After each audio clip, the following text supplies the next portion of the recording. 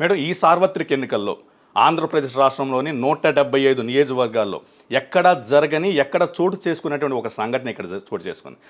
ఒకే నియోజకవర్గానికి ఒకే పార్టీ నుంచి 20 మందికి పైగా దిగ్గజాలు పోటీ పడ్డారు. అయినప్పటికీ అధిష్టానం ఆ సీట్‌ని మీకే కేటాయించింది. కేటాయించడం ఎలా ఉంది? కేటాయించిన తర్వాత కూడా ఎవరైతే ఆ సీట్‌ను ఆశించినటువంటి ఎవరైతే ఉన్నారో ఆ పార్టీ శ్రేణులు గానివ్వండి, ఆ రాజకీయ దిగ్గజాల నుంచి మీకు అందుతున్న సహాయ సహకారాలు ఏ విధంగా ఉన్నాయి మేడం? బేసిక్‌గా ఏంటంటే, మొదటి నుంచి కూడా టీడీపీకి కంచుకోట అని పిలువబడేది గుంటూరు పశ్చిమ నియోజకవర్గం. దానివల్ల ఎక్కువ మంది అర్హులైన ప్రతి ఒక్కరు కూడా ఆశించడం చాలా సహజమైన విషయం. సో, ప్రతి ఒక్కరు అందున కాస్త పాలిటిక్స్‌లో ముందు నుంచి ఉన్న వ్యక్తులు, ప్రజల్లో ఉన్న వ్యక్తులు కాబట్టి, ఇంకొంచెం వాళ్ళేదన్నా చెయ్యొచ్చు మన నియోజకవర్గానికి అనే అభిప్రాయం ఉండడం చాలా సాధారణమైన విషయం. ఆ ఉద్దేశంతోనే ఎంతోమంది పోటీ పడ్డారు.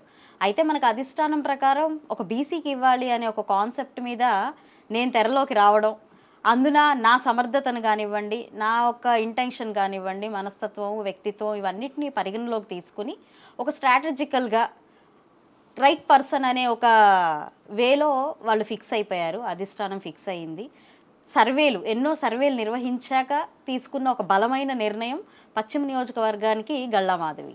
అండ్ ఆ తర్వాత అంటే ముందుగా ఆశించినప్పుడు ఎలా అయినా కాస్త అసంతృప్తి ఉంటుంది, రాలేదు అన్న అసంతృప్తి ఉంటుంది. ఎన్నో రకాలైన వాళ్ళు ఆశించడం వల్ల ఒక రకమైన డిస్టర్బెన్స్, అంటే మనకి వచ్చుంటే బాగుండేది, ఎప్పటి నుంచో మనం ఉన్నాం కదా అనే ఒక అభిప్రాయము బాగా విన్నాను.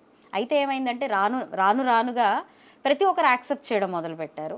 ఓకే, ఎవరికి వచ్చేది కాదు ఇక్కడ, రాష్ట్రంలో మనం గెలవాలి, మనం చంద్రబాబు నాయుడు గారు సీఎం అవ్వాలి అనే ఒక సంకల్పం, క్యాడర్ ఒకటి ఫిక్స్ చేసిన విధానం, ప్రతి ఒక్కరూ కూడా సీఎం చంద్రబాబు నాయుడు గారు అవ్వాలి, అభ్యర్థి కాదు, అభ్యర్థులు గెలుపు చంద్రబాబు నాయుడు గారు గెలుపు అవుతుంది అనే ఒక బలమైన సంకల్పం నాయకుల మధ్యలో ఉండడం, అది చాలా హర్షణీయమైన విషయం. కాబట్టి అత్యంత తక్కువ టైంలోనే వాళ్ళందరి సహాయ సహకారాలు అందడం జరిగిందండి.